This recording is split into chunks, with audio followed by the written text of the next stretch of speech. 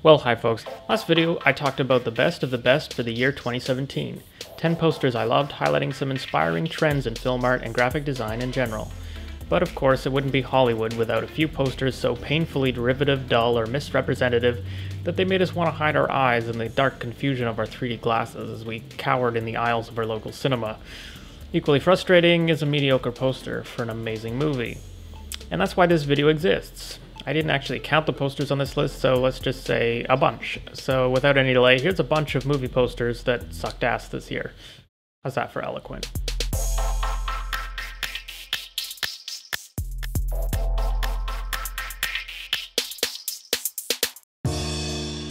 Yep, Marvel knows their stuff. They're the envy of all Hollywood, but in a clear attempt to make a disaster drama look like a superhero movie, and perhaps to make Gerard Butler look like Robert Downey Jr., the designers of Geostorm's poster only succeeded in making it look like a really cheap, stupid action movie with a convoluted plot about the Earth, I guess.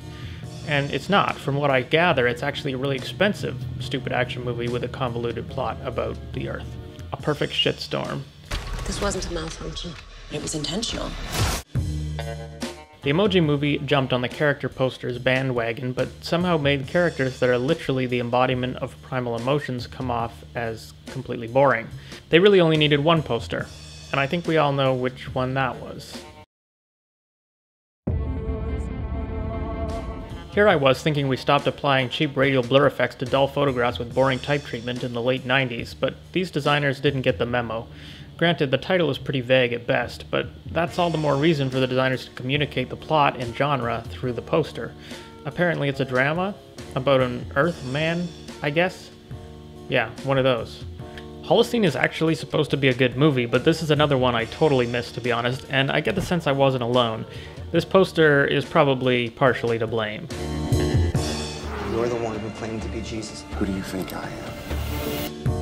Well, every other horror and action franchise is trying to harken back to the glory days before their time, with throwback posters inspired by the blockbusters of old. Yet Hellraiser seems content to remind us it hasn't changed too much since you picked up the original on VHS in 1987. It's not without experimentation, though. With the typography, at least, it's clear the designers were practicing a little-known graphic design technique called copy and paste. At this rate, they really should have just copied and pasted the old poster.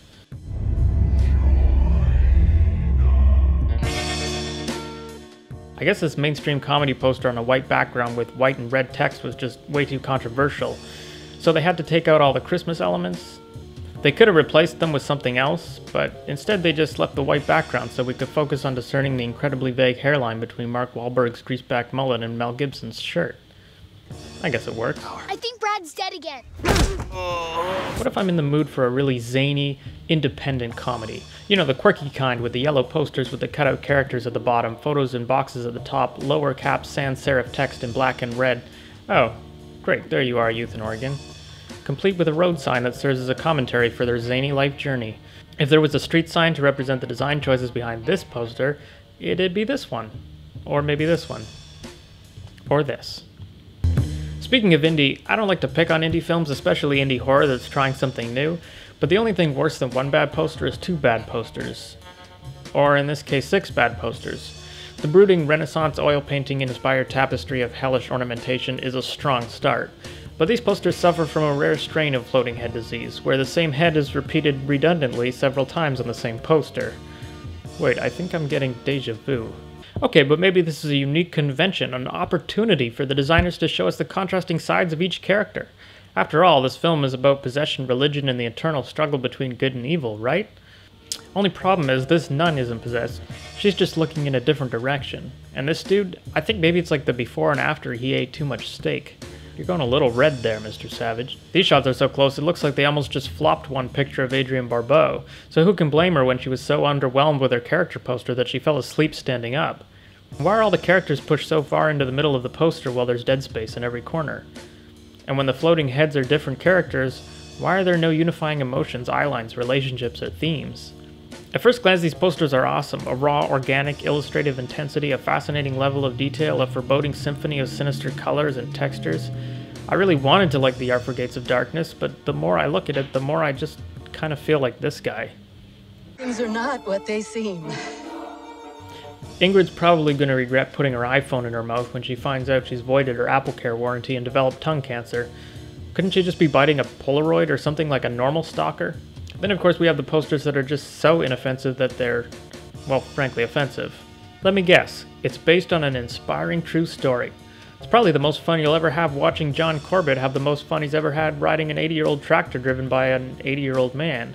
And who wouldn't be having that much fun in a world with so many suns? There's probably one over here, another over here, and then of course there's the one in the sky.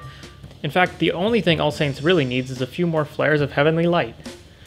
Let me fix that. This whole thing, it's not some ego trip I'm on, is it?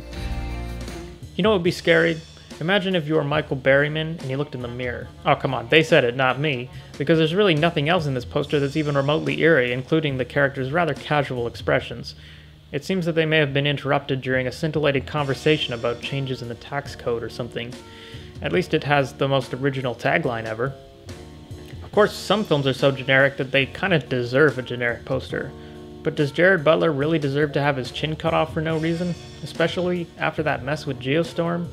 And just in case parroting more successful movie posters isn't bad enough, what about those movies that copy more successful movies that were themselves copies of better, more successful movies? Almost as infuriating as those really mediocre posters for really bloody good movies, where you can just hear the execs and designers alike contorting their stiff creative muscles to make a psychological drama sell like a supernatural horror movie, or a bloody good horror movie look like a tempered dramatic thriller, or a dramatic sci-fi horror look like a computer parts catalog. Ah, well, at least no one is going to confuse a question of faith for a hard-boiled atheist sci-fi crime noir. It's clearly a family comedy about talking dogs. And probably heartbreaking death and God and stuff. While most bad posters just try to camouflage themselves in a sea of uniformity, others employ the strategy of literally blending into the background. Hang on, I can still discern these faces a bit in the muted, dirty palette of earth tones. Let me help you there. Danger less close now. Truly the best bad posters, though, wear their putrid mediocrity like a badge of honor, backed by celebrities who seem to pride themselves on degrading poor designs with awkward poses year after year after year. And just when it seemed like Steven Seagal would never wake up from the awkward slumber that was the end of a gun poster, or like he could never demonstrate a more stiff and contorted posturing than that which he displayed for Born to Kill, we get attrition. Which at this point should probably be the name of Seagal's autobiography. It seems as if somebody pulled this poster from the designer's hands halfway through, without realizing that they were just leaving Steven to hug the lonely air. Shouldn't he be groping Katherine Hagel or something? If we like him, we give him a box of chocolates. I really try not to be cynical about the Hollywood system, but sometimes I just see a poster and can't help but ask myself, what really motivates our cinematic elite? What drives these creative spirits, these people at the top of their game, these imaginative professionals who are capable of so much more, to churn out content that's so formulaic, so uninspired, so devoid of artistic merit or intent? And then, somehow, sometimes, like magic, the answer just comes to me.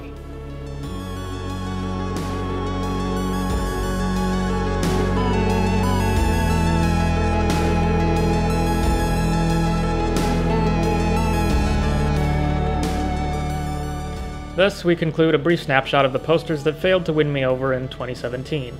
I should note that my opinions are based on the art alone, and none of this should be considered a critique of the films themselves. Furthermore, I have to admit that I respect and even admire a lot of the design work behind even the most egregious of these promotional blunders. I know it's a crazy fast-paced industry where a lot of people often like to interfere in creative fields they know nothing about, and artists are often given very little to work with and extremely tight deadlines. And beyond all that, most of the gripes I have are totally subjective. And that's why I really want to hear from you guys. What posters got you down in 2017? Is there anything you were really excited for but didn't want to see after the poster came out? And on the contrary, is there anything you never heard of but it had such a great poster that it caught your eye? Let me know in the comments below. And I'm not just saying that, I really want to know. Thanks so much for watching, and please subscribe if you'd like more videos on movies, filmmaking, graphic design, DIY, and much more. And now if you'll excuse me, I'm just going to go cleanse my retinas with some tasteful cinematic art from a more sophisticated era.